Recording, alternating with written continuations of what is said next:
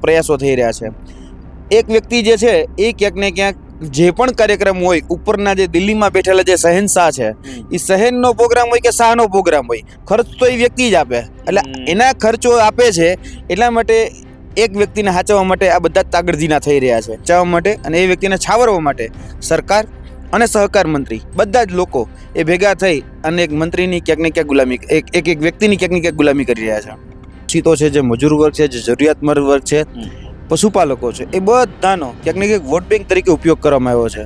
આજ દિન સુધી એની જે સમસ્યાઓ હતી એ સમસ્યાઓ તેની ત્યાં છે અને ક્યાં દેવું છતાં પણ એને મજબૂર કરવામાં આવે છે। તમે કહો અહીંયા દૂધ નહીં લેવામાં આવે, અમે કઈ અહીંયા તમારે દૂધ દેવું પડશે, એટલે આ તો ક્યાંનો ન્યાય? એટલે ભાઈ દૂધ અમારું હવે નક્કી કરનારા અમને જોઈએ તો આ તો નક્કી કરનારા એ લોકો છે। 50 લીટર સુધીના દૂધ ભરાવેલા છે, હવે 9 રૂપિયા લીટર દૂધ કે 8 રૂપિયા લીટર દૂધ એ ખરેખર લેવામાં આવે છે, જેમાં એક પાણીની બોટલ આપણે જે મિનરલ બોટલ લેવા જઈએ તો એનો ભાવ 20 રૂપિયા છે, આ તો એની અડધી કિંમતમાં દૂધ લેવામાં આવે છે અને એ પાછું 100% સાચું 100% સોનું દૂધ। 40 કિલોમીટર આગળ છે પ્રાંતિજનું સલાલ, એ પ્રાંતિજના સલાલ ખાતે આજથી થોડા દિવસ પહેલા જ પાર્થરાજ ગોહિલ દ્વારા તમને ખબર હશે કે દૂધની જે નકલી દૂધની ફેક્ટરી ચાલતી હતી પકડવામાં આવી અને ત્યાં કેમિકલ મળી આવ્યો, ત્યાં કહી શકાય કે યુરિયા છે કે બીજા અન્ય કેમિકલો છે જેના દ્વારા દૂધ બનાવવામાં આવતું, તે બધા જ સંસાધનો મળી આવ્યા છે, એને તમે ખાદ્ય નામે આખું ટેન્કર જે ખાલી કરી નાખો છો અને પછી તમે એવું કહો છો કે ભાઈ આમાં કેમિકલ નહોતું, એટલે તમે મુદ્દામાં લો તો 10,000 લીટરનો એ તો નષ્ટ કરી નાખો, હવે અહીંયા કાંઈ વધ્યું નથી એટલે તમે એમ કહો છો કે આની અંદર કેમિકલ નહોતું, આ તો કેવો ન્યાય? એટલે આ મૂર્ખ બનાવવાનું બંધ કરવું જોઈએ, જે ખરેખર વાસ્તવિકતા છે સ્વીકારવી જોઈએ। જોવા જઈએ એ લોકોએ પ્રયત્ન ખૂબ કર્યા, કારણ કે અંગ્રેજોના સીધી લીટીના વારસદાર એ લોકો છે, ભાગલા પડો અને રાજ કરો નીતિ જે છે એ સતત અપનાવતા રહેતા હોય છે।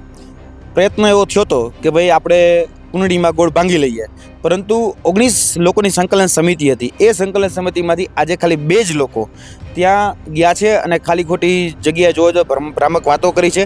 રાજાનો જીવ પોપટમાં હતો એમ આ લોકોનો જીવ ચૂંટણીમાં છે અને વોટ બેંકમાં છે, અમે જાણીએ છીએ કઈ રીતે ડેમેજ કરવી એ અમને આવડે છે અને એનો જવાબ પણ એને એની ભાષામાં આપવા માટે પણ અમે સક્ષમ છીએ અને તૈયાર પણ છીએ।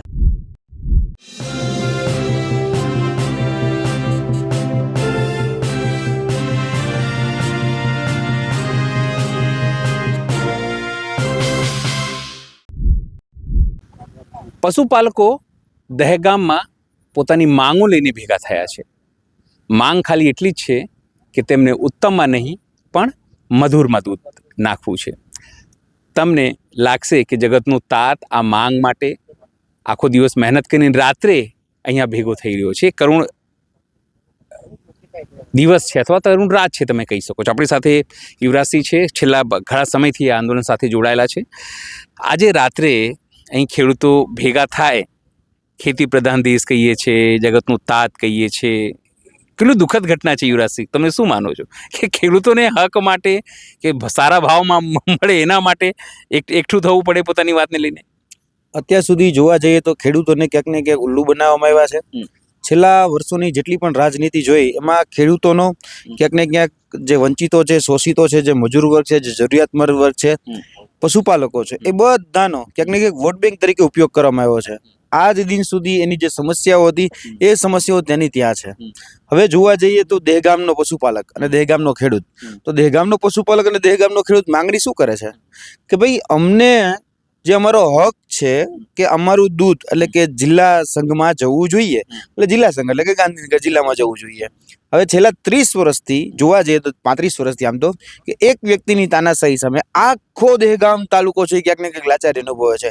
એક વ્યક્તિ પોતાની રાજનીતિ ચમકાવવા માટે, એક વ્યક્તિ કહી શકાય કે સત્તાધીશ બની બેસે, જે બની બેઠેલો છે, જેને થોપીને બેસાડીને રાખવો છે, એ વ્યક્તિના તાનાશાહી સામે આજે દહેગામનું તમામ જે જનપ્રતિનિધિ મંડળ છે, તાલુકા હોય, જિલ્લા હોય, વિધાનસભા હોય કે સંસદ સભા હોય, એ બધાની જગ્યાએ એક વ્યક્તિ જે છે ભારી છે અને એક વ્યક્તિ જે કે છે એ જ નિર્ણય થાય છે। એટલે એક વ્યક્તિની તાનાશાહી સામે આજે દહેગામનો જે ખેડૂત વર્ગ અને દહેગામનો જે પશુપાલક વર્ગ એ ક્યાંક ને ક્યાંક લાચારી અનુભવી રહ્યો છે।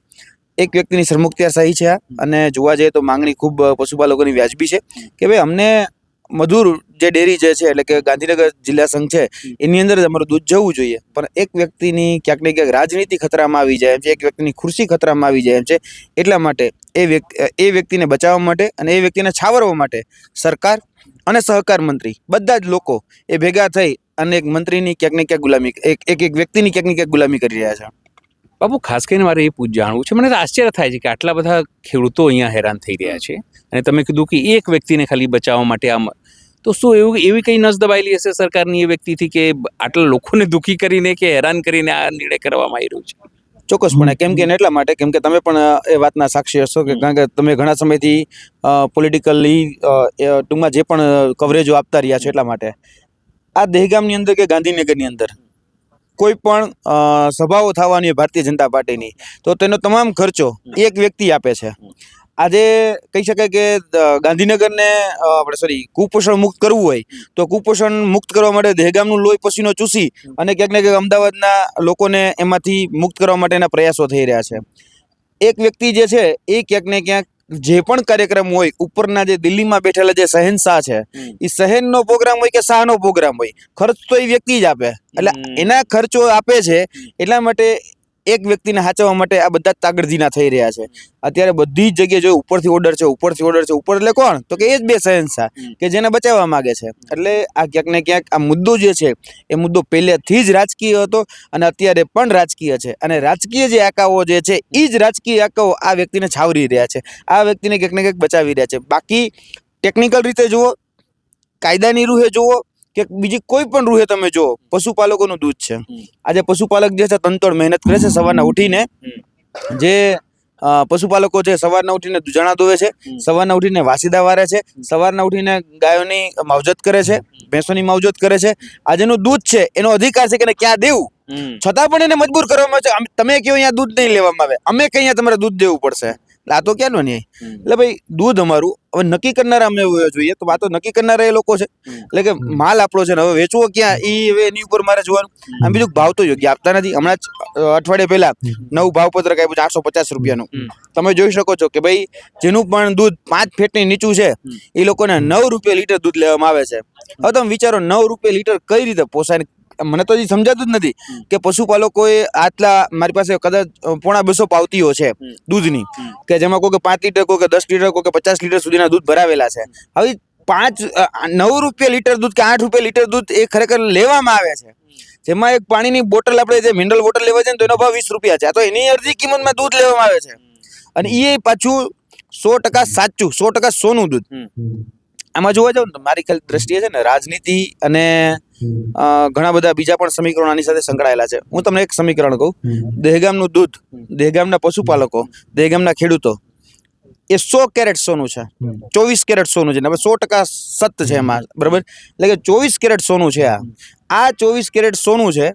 હવે એને પોતાના ક્યાંક ને ક્યાંક જે ધંધાઓ જે ચલાવી રાખવા છે, એટલા માટે એને જે હલકી કક્ષાનું જે દૂધ આવે એની સાથે એને મિશ્રણ કરી અને આ જે દૂધ જે છે એને મિશ્રણ કરી અને ગામમાં એને ક્યાંક ને ક્યાંક રાજા થઈને રહેવું છે. આજે સરકારે રિપોર્ટ આજે છાપામાં છે કે એક બી ભેળસેળ વાળું દૂધ નથી મળ્યું, બધું પીવા વાળું દૂધ પડ્યું છે. ક્યાંક ને ક્યાંક ભરમાવો અને ભટકાવોની રાજનીતિના સીધા લીટીના જે વારસદાર લોકો છે એના દ્વારા રિપોર્ટ બનાવવામાં આવ્યો છે. આ ભરમાવો અને ભટકાવની રાજનીતિના જે લોકો છે એ જ લોકો ક્યાંક ને ક્યાંક સામાન્ય જનતાને ગુમરાહ કરી રહ્યા છે. હવે વાત તમને હું બીજી કરું. હું તો તમને છેલ્લા કશું જ કહીને 15 દિવસની જ વાત કરું. આપણે જ્યાં બેઠા છીએ અહીંયાથી કદાચ 40 કિલોમીટર આગળ છે પ્રાંતિજનું સલાલ. એ પ્રાંતિજના સલાલ ખાતે આજથી થોડા દિવસ પહેલા જ પાર્થરાજ ગોહિલ દ્વારા તમને ખબર હશે કે દૂધની જે નકલી દૂધની ફેક્ટરી ચાલતી હતી પકડવામાં આવી અને ત્યાં કેમિકલ મળી આવ્યો. ત્યાં કહી શકાય કે યુરિયા છે કે બીજા અન્ય કેમિકલો છે જેના દ્વારા દૂધ બનાવવામાં આવતું, તે બધા જ સંસાધનો મળી આવ્યા. લગભગ 5.5 લાખનો માલ જે છે, મુદ્દા માલ, એ બધો જપ્ત કરવામાં આવ્યો. એ જ રીતે થોડા સમય પહેલા, હજી તો કદાચ 4 દિવસ ત્યાં અઠવાડિયું પૂરું નથી થયું, ગીર સોમનાથના તલાલા ખાતેથી ત્યાં પણ નકલી દૂધ પકડી આવ્યું. મારા દ્વારા નકલી દૂધનું ટેન્કર જુનાગઢમાંથી પકડવામાં આવ્યું. મારા દ્વારા નકલી દૂધનું જે ટેન્કર છે જેતપુર પાસે વડિયા ગામ છે ત્યાંથી 10,000 લીટરનું ટેન્કર, જે અહીંની જૂના પીપોદરાની ડેરી, એટલે કે બાજુની બહારની જૂના પીપોદરા હોય, આમોદરા હોય કે પછી બોડી આદર્શ ડેરી હોય કે ભાથીજી ડેરી હોય, એ સહકારી ડેરીઓમાં દૂધ ખાલી કરવામાં આવતું હતું. હવે હું તમને સરકારની શબ્દોની માયાજાળ સમજાવું. સરકાર એવું કે છે કે આ દૂધ પીવા લાયક નથી, અખાદ્ય છે, અખાદ્ય. અને હવે રિપોર્ટ જે આવ્યો છે એ રિપોર્ટ એવું કે આમાં કોઈ જગ્યાએ કેમિકલ નથી. એટલે આ ક્યાંક ને ક્યાંક લોકોને ભરમાવાની વાત છે. પહેલા તો દૂધનું ટેન્કર જે પકડાય છે એને તમે અખાદ્ય નામે આખું ટેન્કર જે ખાલી કરી નાખો છો અને પછી તમે એવું કહો છો કે ભાઈ આમાં કેમિકલ નહોતું. એટલે તમે મુદ્દામાલ હતો 10,000 લીટરનો, એ તો નષ્ટ કરી નાખ્યો. હવે અહીંયા કઈ વધ્યું નથી એટલે તમે એમ કહો છો કે આની અંદર કેમિકલ નહોતું. આ તો કેવો ન્યાય? એટલે આ મૂર્ખ બનાવવાનું બંધ કરવું જોઈએ. જે ખરેખર વાસ્તવિકતા છે સ્વીકારવી જોઈએ. હું હજી પણ કહું છું આપના માધ્યમથી, સરકારને પણ કહું છું કે સરકાર એ આ બધી જગ્યાએ જે ભ્રષ્ટાચાર, કૌભાંડો, ગેરરીતિઓ, માફિયાગીરી જે ચલાવે છે, નકલી દૂધના જે માફિયાઓ છે, એને સ્વીકારે કે હા ભાઈ ખોટું થઈ રહ્યું છે, તો સ્વીકારશે ને તો એનું સમાધાન આવશે. બાકી સ્વીકારશો જ નહીં કે કેમિકલ નથી મળતું, એટલે કેમિકલ યુક્ત દૂધ નથી, તો કોઈ દિવસ એનું સમાધાન નતું. તમે પણ એ વાતના તાજના સાક્ષી છો કે આજથી 2 કે 3 વર્ષ પહેલા બોટાદની અંદર કહી શકાય કે દારૂકાંડ થયો હતો. નકલી દારૂ પીવાના કારણે તમને ખબર હશે કે 15 જેટલા લોકોનું મૃત્યુ થઈ ગયા હતા ને. ત્યારે સરકારે શું કીધું કે આ તો નકલી દારૂ નથી, આ તો નકલી કેમિકલ હતું, અને કેમિકલ પીવાને કારણે આ લોકોના મૃત્યુ થઈ ગયા. એટલે તમે વિચારો કેટલી હદે એ લોકોની માનસિકતા ખરાબ છે. ડ્રાય સ્ટેટ છે, દારૂ ન મળે એટલા માટે એને દારૂ નથી દેખાડવો, એની જગ્યાએ કેમિકલ દેખાડવું છે. એટલે આ તો ક્યાંક ને ક્યાંક કહેવાય ને કે ભાઈ ભરમાવો ભટકાવોની રાજનીતિ છે ને, આ લોકો ક્યાંક ને ક્યાંક ઉઠા ભરાવી રહ્યા છે. વચ્ચે એવું આવ્યું હતું કે આ આંદોલનને જે ખેડૂતો છે એમાં એના ભાગલા પડી ગયા છે, તોડવાના પ્રયત્ન થઈ રહ્યા છે, એવું કંઈક છે એની અંદર અલગ અલગ ભાગલા પડી ગયા હોય? જોવા જઈએ એ લોકોએ પ્રયત્ન ખૂબ કર્યા, કારણ કે અંગ્રેજોના સીધી લીટીના વારસદાર એ લોકો છે. ભાગલા પડો અને રાજ કરો નીતિ જે છે એ સતત અપનાવતા રહેતા હોય છે. પ્રયત્ન એવો થયો હતો કે ભાઈ આપણે કુંડળીમાં ગોળ ભાંગી લઈએ, પરંતુ 19 લોકોની સંકલન સમિતિ હતી. એ સંકલન સમિતિમાંથી આજે ખાલી 2 જ લોકો ત્યાં ગયા છે અને ખાલી ખોટી જગ્યાએ જોવો તો ભ્રામક વાતો કરી છે કે ભાઈ જે પણ માંગણીઓ છે માંગણીઓ સ્વીકારી લેવામાં આવે છે. પરંતુ આ ભ્રમ છે, ક્યાંક ને ક્યાંક આંદોલન તોડવા માટેના પ્રયાસ છે. આ ભારતીય જનતા પાર્ટીના જે આકાઓ જે છે એના દ્વારા રચેલું એક તરકટ છે, નાટક છે, એનાથી વિશેષ કશું જ નથી. આજે પણ 19 જે સંકલન સમિતિના જે સભ્યો છે એમાંથી આજે પણ તમે જોઈ શકો છો કે 17 જણા જે છે એ અકબંધ છે અને પોતાની માંગણી, પોતાની લાગણી, પોતાની વ્યથા, પોતાની પીડા એ આજના દિવસે પણ રજૂ કરી રહ્યા છે. એટલે એ લોકો જે છે જે ગયા છે એ શેના કારણે ગયા છે એમ નથી જાણતા. એ જેને તેને જોડતોડની રાજનીતિ કરી હોય એને મુબારક, એ ખરીદાઈ ગયા હોય, વેચાઈ ગયા હોય, એ બધું એને મુબારક, અમારે કંઈ એની સાથે લેવા દેવા નથી. પણ આજે પશુપાલક સમાજ, આજે ખેડૂત સમાજ એ દુઃખી છે, અને આજે તમામ દહેગામના તમામ ખેડૂતો અને પશુપાલકો એક થઈ એક જ માંગણી કરે છે કે વાદ નહીં, વિવાદ નહીં, મધુર સિવાય વાત નહીં. અહીંયાથી હવે આંદોલન આપણે જ્યારે મળ્યા હતા અઠવાડિયા પહેલા, ત્યારે તમે કીધું કે અમે અહિંસાત્મક તમામ વસ્તુ કરવાના છે. પછી તમે એવું પણ કીધું ભગતસિંહ બનવાની જરૂર પડશે તે પણ કરીશું. અહીંયા પછી શું? આગળના દિવસોની અંદર જે લોકો જે ભાષા સમજે છે એને એની ભાષામાં જવાબ આપવાની મારી પૂરેપૂરી તૈયારી છે.